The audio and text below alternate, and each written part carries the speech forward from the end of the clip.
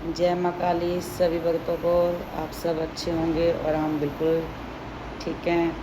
तो आज की वीडियो में देखते हैं कि सिद्धि और साधना में क्या फ़र्क है। वीडियो अच्छी लगे, पसंद आए तो लाइक, कमेंट, शेयर और सब्सक्राइबर करना तो बिल्कुल भी नहीं भूलना। जय माँ काली।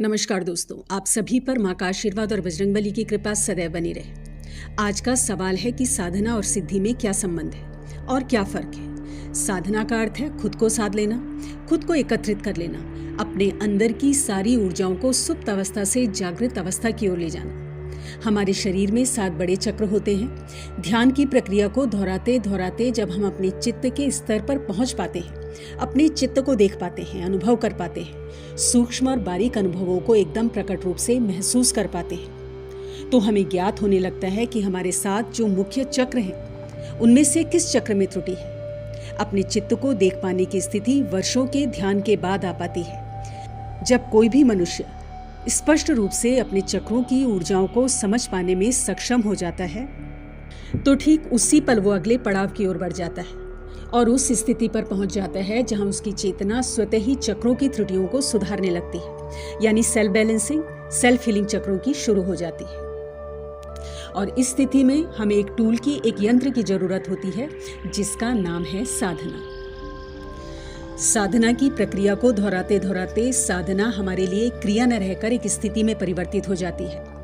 और जब कोई भी साधक इस स्थिति में पहुंच जाता है जहां उसकी हर श्वास साधना का परिणाम होती है, हृदय की हर धड़कन ध्यान में घटती है, तो वो साधक होश की ऊंचाइयों को छू पाता है और बुद्धत्व की ओर बढ़ जाता है।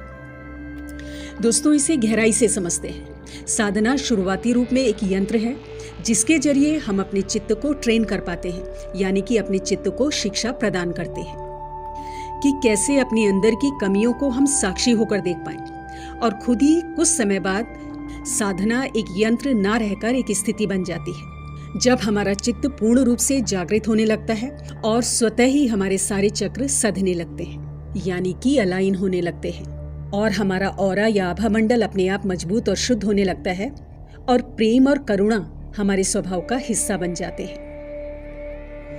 इसी के साथ एक और शब्द है जो आप सुनते होंगे और वो है सिद्धि। किसी विशेष मकसद के लिए कोई मनुष्य अपने आप को साधना की स्थिति पर लगातार रख पाने में जब सक्षम हो पाए, उसका मकसद हर हाल में तब पूर्ण होता ही है। और मकसद के पूर्ण हो पाने की इस स्थिति को ही हम लोग सिद्धि कहते हैं। एक बीज की सिद्धि है वृक्ष बन जाना, एक बूंद की सिद्धि है नदी में मिल जाना, और नदी की सिद्धि है समुद्र में मिल जाना। एक फूल की सिद्धि है सुगंध और सौंदर्य चारों ओर फैला पाना, और एक भक्त की सिद्धि है सत्य को समझ पाना, अपने जीवन का मकसद, अपने जीवन का लक्ष्य समझ पाना और परमानंद की स्थिति पर पहुंच पाना, जहां पर सिर्फ शून्य होता है और असीम शांति होती है। इसी के साथ एक और शब्द जुड़ा हुआ है दोस्तों, और वो है मंत्र की सिद्धि। जैसे अभी हम बात कर रहे थे कि अपने लक्ष्य में इस कदर मिल जाना कि हम खुद मिटकर ब्रह्म में मिल जाएं, तो मंत्र की सिद्धि भी ठीक वही चीज है। अपने किसी खास लक्ष्य के लिए मंत्र की प्रक्रिया को दोहराकर हम अपने मन की ऊर्जा को पूर्णतः अपने उस लक्ष्य की ओर भेज पाते हैं, और इसी का परिणाम होता है कि हमारी सारी की सारी ऊर्जा एक खास लक्ष्य पर निर्धारित हो जाती है। हमारे 7 मुख्य चक्र एक खास लक्ष्य की ओर निर्धारित हो जाते हैं। इसी प्रकार कुछ ही समय में वो मंत्र हमारे अवचेतन मन का एक अभिन्न हिस्सा बन जाता है, हमारे चित्त का एक अंग बन जाता है।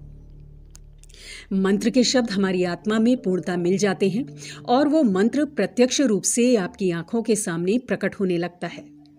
आपका वो लक्ष्य जिसके लिए मंत्र उठाया गया था वो पूर्ण होने लगता है। इसका सार आप इस तरह समझिए, ध्यान की प्रक्रिया को दोहराते दोहराते हम साधना की स्थिति को बरकरार रख पाने में सक्षम हो पाते हैं। फलस्वरूप जो हमने मंत्र जाप उठाया था वो हमारे चित्त में, हमारी आत्मा में फैल चुका होता है, समा चुका होता है, और हमारा लक्ष्य पूरा हो रहा होता है। और हमारे लक्ष्य की पूर्ति एक लक्षण होता है मंत्र सिद्धि का।